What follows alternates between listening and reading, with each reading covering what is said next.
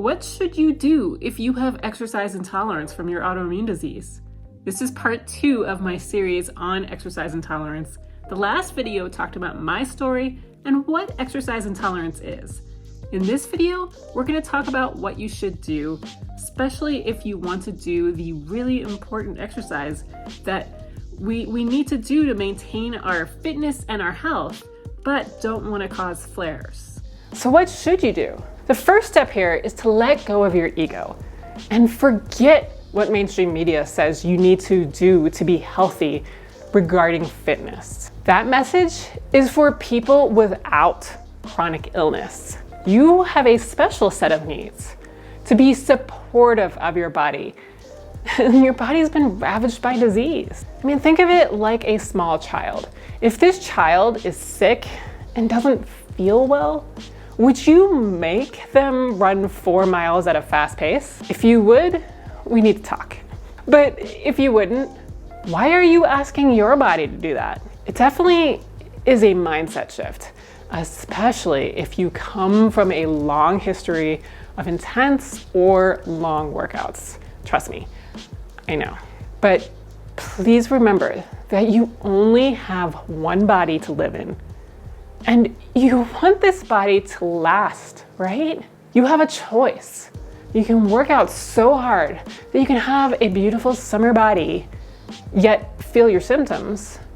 Or you can work out in a way that serves your body, helps you feel great, and lasts you until you're in your late 90s. Once you've wrapped your head around this whole entire mindset shift, it's time to find out the exercises that are gonna work best for you. This is where it can get a little tricky though, because like everything dealing with autoimmune disease, it's highly individual. I've come across every situation with my clients as an autoimmune health coach. And there have been people that have simply walking to the end of the block can cause a flare.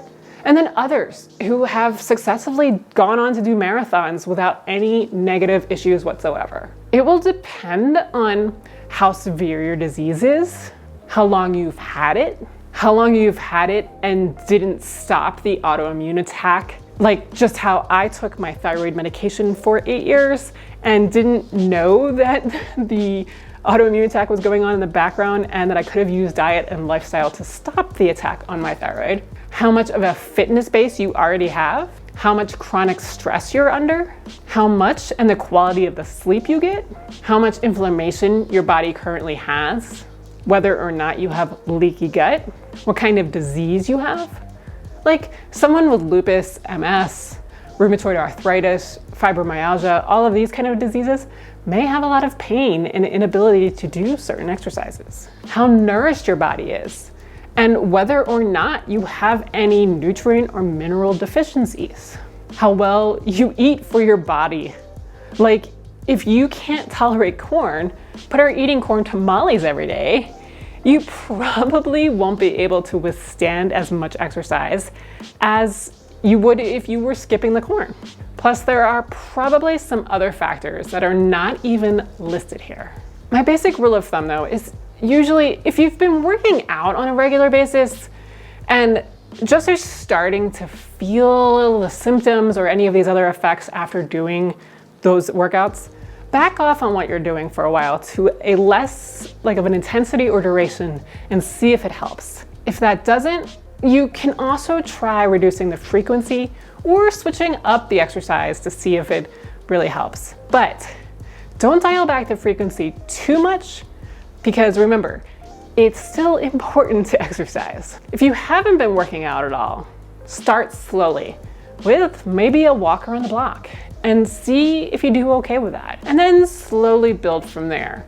But maybe try walking around the block for a few days. And if you're okay, move up to 2 blocks. Anytime you hit any sort of issue, like symptoms cropping up or fatigue coming on, back off and go back to what worked for you. And do note that it can sometimes take a week or 2 for symptoms to appear. So sometimes you may have to go back to what you were doing like a week or 2 prior to that. This might seem painfully slow, but it often is surprising how little you might be able to do at first. If you're actively working on controlling your disease, like by doing a diet like AIP, paleo, Whole30, gluten-free, all of these different kind of things, you may also notice that you can start to increase your exercise as time goes on, because your gut will heal and the inflammation that has been ravaging your body will start to settle down. I often encourage my clients to try exercises that are gentle and supportive of your body as well.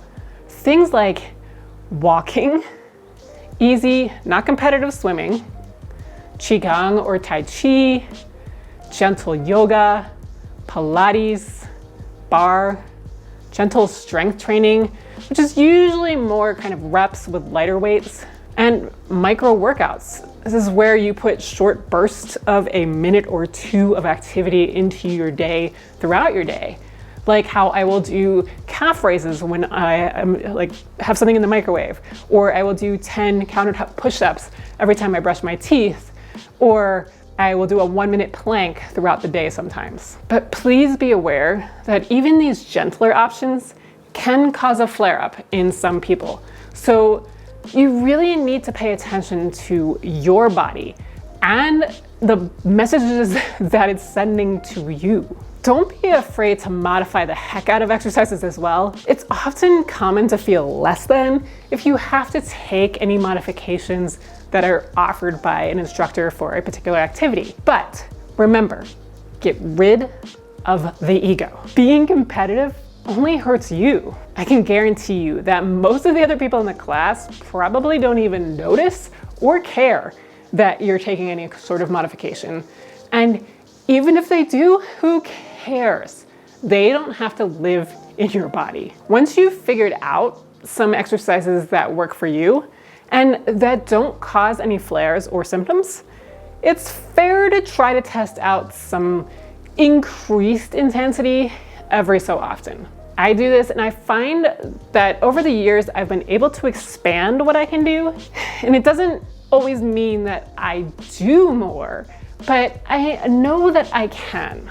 I now look at all of the aspects of my life and how they cause stress on the body and view it like one of those like old-timey metal balancing scales, but with 4 prongs instead of 2. So there's diet, making sure that I eat a nutrient-dense diet full of foods that I know I can tolerate and that don't detract from my health. Then there's the quality and duration of my sleep. And then whether or not I have a lot of stress in my life. And the 4th one is the amount or intensity of the exercise that I do. If any of these 4 are off, I need to address them and get back to balance. So for example, if I've had several nights of bad sleep, I back off on my exercise. I make sure that I'm avoiding things like sugar, and I get some sort of stress relief.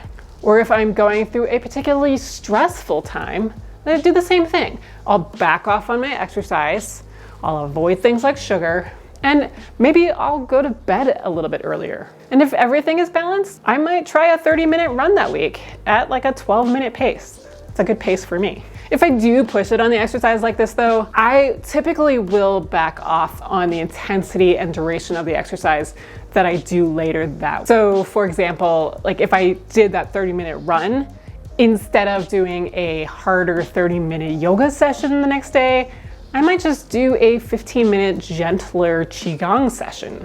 A typical week for me right now looks like me walking the dogs about 2.5 miles a day, and then doing 30 to 60 minutes of Qi Gong 3 times a week, 20 to 30 minutes of yoga about 2 times a week, and then either a 15 to 20-minute bar, Pilates, or strength training session.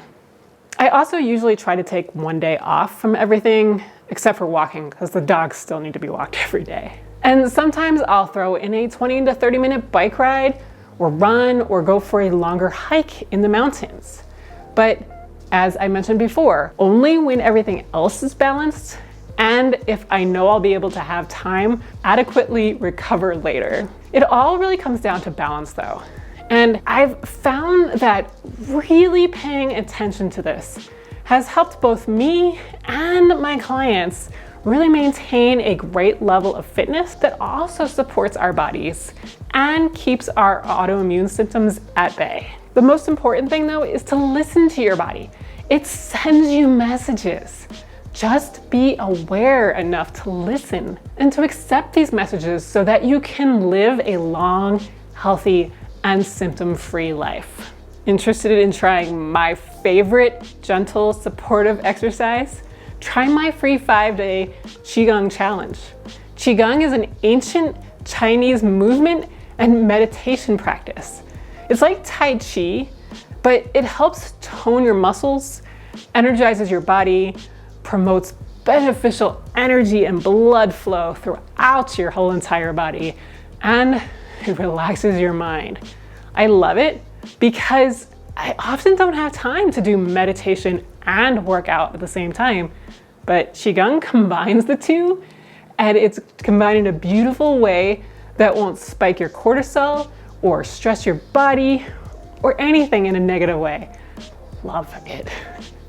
In my free challenge, you'll get 5 days of easy 5 to 7 minute workouts so that you can check out this practice and see if it's something that you might like to try on a regular basis. Sign up for this free challenge at thrivingonpaleo.com/Qigong. That's Qigong. And if you're adding exercise to your day, you might need some time to do that, right? And if you feel like you're spending too much of your time in the kitchen, well, check out this video next, because it's gonna show you some of my favorite time-saving hacks that will give you some time back so you can exercise or relax or do whatever it is that you want. Yet, it's still gonna provide you with healthy food that will support your body and your autoimmune disease. See you next time.